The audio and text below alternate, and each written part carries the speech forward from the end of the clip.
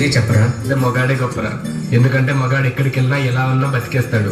అయినా మగాడు ఏదనుకున్నా సాధించేస్తాడు. మగవాళ్ళు గొప్పవాళ్ళే, కానీ వాళ్ళని గొప్పవాళ్ళుగా తీర్చిదిద్దింది మాత్రం ఒక ఆడది. ఆడవాళ్ళు చిరునవ్వు వెనక దాచిన కన్నీటి మహాసముద్రం విలువ ఇప్పుడు నీకు చూపిస్తాను, చూడు.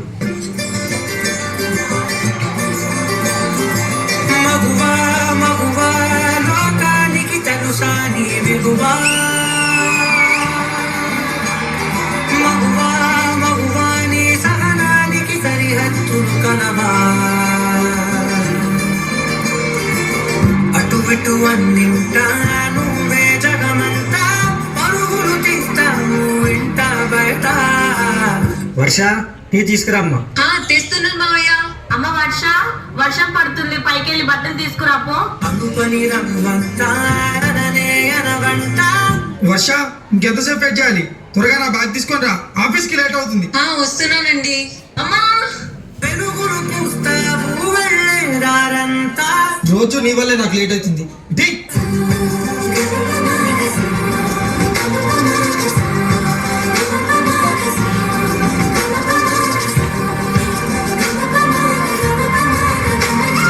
మగువా మగువా నీ సహనానికి సరిహద్దులు కనవా. ఏమండి ఇట్రండి, కడుపులో బాబు చూడండి ఎలా తన్నుతున్నాడు.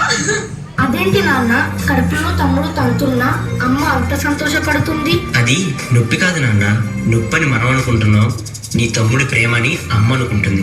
ఒక్క క్షణం ఆడది మీ కళ్ళ ముందు కనిపించకపోతే అమ్మా ఆకలైతుంది. అబ్బా, ఇప్పుడు ఈ బట్టలంతా ఉతికి ఇల్లంతా సదరాలా?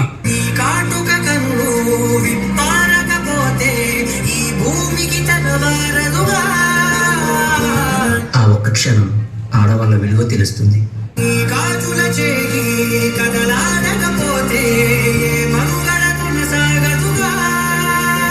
ప్రతి వరుసలో ప్రేమగా అందుకున్న బంధమా, అంతులేని మీసమా, అంచనాల కందుగా. ఆలయాలు కోరని ఆది శక్తి రూపమా. రేయ్, ఈసారి కూడా పనికి మాలింది ఆడబిడ్డనే కంటే నా వంశం ఇక్కడితోనే ఆగిపోతుంది. ఈసారి మగబిడ్డను కనకపోతే నువ్వు వేరే పెళ్లి చేసుకొని నా వంశాన్ని నిలబెట్టాలి, అర్థమవుతుందా? నీవు లేని జగతిలో మావయ్య, మీ ఇంటికి వారసునిచ్చాను. నీదగులాలనలో ప్రియమగు పాలన